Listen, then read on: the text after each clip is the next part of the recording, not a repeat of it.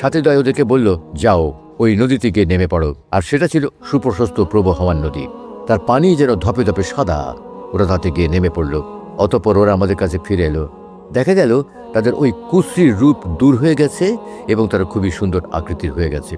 তিনি বলেন, তারা আমাকে বলল, এটা জান্নাতে আদন এবং ওটা আপনার বাসস্থান। তিনি বলেন, উপরের দিকে আমার দৃষ্টি গেলে দেখলাম ধবধবে সাদা মেঘের মতো একটা প্রাসাদ রয়েছে। তারা আমাকে বলল, ওইটা আপনার বাসগৃহ।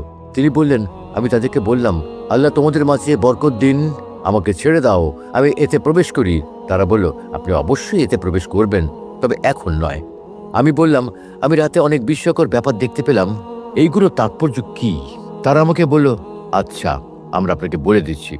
ওই যে প্রথম ব্যক্তিকে যার কাছে আপনি পৌঁছলেন, যার মাথা পাথর দিয়ে চূর্ণ বিচূর্ণ করা হচ্ছিল, সে হলো ওই ব্যক্তি যে কোরআন গ্রহণ করে তা বর্জন করে আর ফরজ নামাজ ছেড়ে দিয়ে